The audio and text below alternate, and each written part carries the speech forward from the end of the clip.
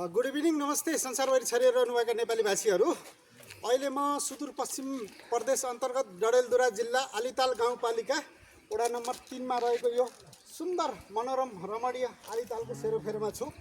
र यो आलीताल प्राकृतिक रूपले एकदम सुन्दर ठाउँमा छ। वरिपरि तपाईँ देख्न सक्नुहुन्छ हरियाली छ, एकदम स्वच्छ वातावरण छ। र यो एकदम प्राकृतिक रूपमा नै निर्माण भएको ताल हो। यो मानव निर्मित ताल होइन। नेपालका अन्य ठाउँ पोखरीहरू मानव निर्मित छन् भने यो आलीताल चाहिँ प्राकृतिक रूपमा नै बनेको ताल हो। र यहाँ विभिन्न जलचर प्राणीहरू पनि छन्, माछाहरू पनि छन्। र वातावरण एकदम रमाइलो छ। पर्यटनको दृष्टिकोणले नेपालको अन्य ठाउँको तुलनामा यो ठाउँ पनि एकदम लुकेको ठाउँ, तर मानिसहरू आउनै पर्ने ठाउँ हो।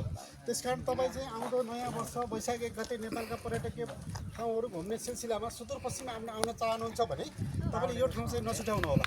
यो आलीताल चाहिँ एकदम छुटाउन नहुने ठाउँ पनि हो।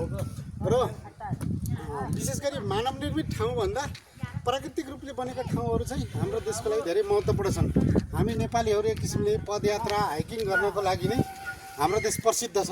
यही सिलसिलामा तपाईँहरू चाहिँ यो ठाउँमा आउनलाई कुनै दुर्गम ठाउँ त्यस्तो भ्याउनु पर्दैन। कैलाली जिल्लाको अतरियाबाट बुडर भन्ने ठाउँ, जुन सुदूरपश्चिम राजमार्ग अन्तर्गत डोटी जाने ठाउँमा बुडर भन्ने ठाउँबाट आएर 15-20-25 किलोमिटर आउनुभयो भने यो ठाउँमा आउन सकिन्छ। 3 किलोमिटर तलसम्म यहाँ पिच बाटो पनि छ, त्यसपछि ग्राभेल बाटो छ, यहाँ सहज रूपमा आउन सकिन्छ। र यो 3 किलोमिटर अटोको यात्रामा पनि तपाईँ आउन सक्नुहुन्छ। र म पनि कामको सिलसिलामा यो ठाउँमा आएको थिएँ। नेपालको अन्य ठाउँमा जाँदा तपाईँहरूले जसरी पहिला नयाँ ठाउँको भ्रमण गराउँथे, इलिचो ताल, रारा ताल लगायतका विभिन्न चाहिँ सल्यानको कुपिने दल लगायत जुन ठाउँमा म जान्थेँ तपाईँलाई नयाँ ठाउँको भिडियो देखाउँथेँ, नयाँ ठाउँको अवलोकन गराउँथेँ। यस सिलसिलामा म आलीताल आएको बेला पनि मैले पनि यो अवलोकन गरेँ। पश्चात तपाईँहरूलाई पनि यसको अवलोकन गराएँ। आशा छ यो डकुमेन्टरी तपाईँले मन पराइदिनु भएको होला।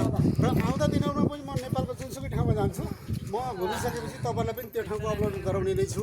मेरो केही कमी कमजोरी छ भने फिडब्याकको रूपमा कमेन्टको रूपमा दिन सक्नुहुन्छ भन्दै अहिलेलाई यो सानो डकुमेन्ट्रीबाट बिदा चाहन्छु। हस्त, नमस्ते, धन्यवाद।